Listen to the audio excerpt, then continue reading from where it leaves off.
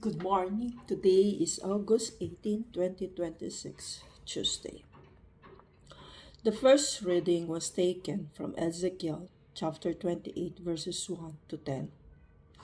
The word of the Lord came to me, Son of man, say to the prince of Tyre, Thus says the Lord God, because your heart is proud, and you have said, I am a God, I sit in the seat of the gods, in the heart of the seas, yet you are but a man and no God, though you make your heart like the heart of a God.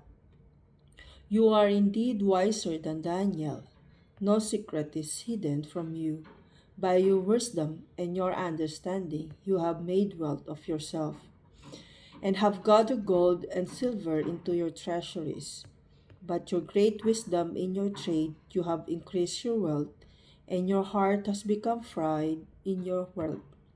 Therefore, thus says the Lord God, because you make your heart like the heart of the God, therefore, behold, I will bring foreigners upon you, the most ruthless of the nations, and they shall draw their swords against the beauty of your wisdom and defile your splendor.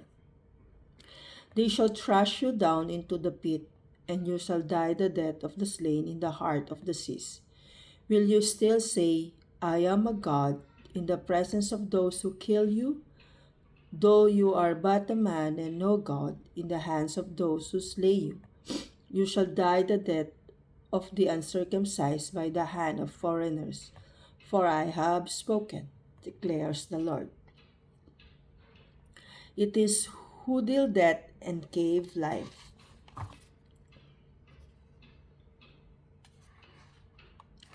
I would have said, I will cut them to pieces. I will wipe them from human memory. Have I not feared provocation by the enemy, lest their adversaries would misunderstand? It is I who deal death and I give life. Lest they should say, Our hand is triumphant. It was not the Lord who did all this, for they are a nation void of counsel, and there is no understanding in them. It is I who deal death and give life. How could one have chased 1,000, and two have put 10,000 to fight, unless their rock had sold them, and the Lord have given them up? It is I who deal death and give life.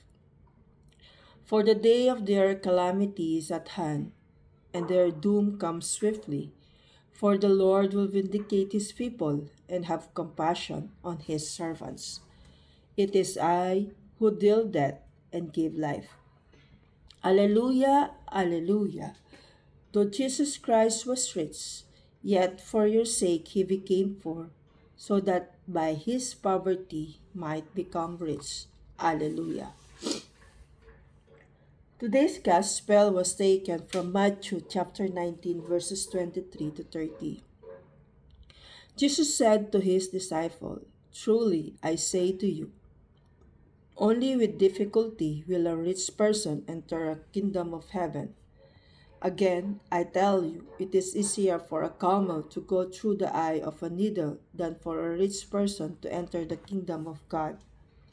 When the disciples heard this, they were greatly astonished, saying, Who then can be saved? But Jesus looked at them and said, With man this is impossible, but with God all things are possible. Then Peter said in reply, See, we have left everything and followed you. What then will we have? Jesus, Jesus said to them, Truly I say to you, in the new world, when the Son of Man will sit on his glorious throne, you have followed me will also sit on 12 thrones, judging the 12 tribes of Israel. And everyone who has left house or brothers or sisters or father or mother or children or lands for my namesake will receive 100-fold and will inherit eternal life. But many who are first will be last, and the last will be the first. The Word of the Lord. Today's Word of God warns us about the dangers of pride and the necessity of humanity. The first reading recounts the downfall of the king of Tyre, whose wealth and power led to arrogance. Jesus reminds us that it is easier for a camel to pass through the eye of a needle than to a rich person to enter the kingdom of God. The road to heaven is not a highway, but a narrow path, one that demands humility, obedience, and suffering. To walk this path, we must let go of pride, ego, and worldly attachment, embracing the call to surrender and suffer wholeheartedly. Good morning and have a blessed day.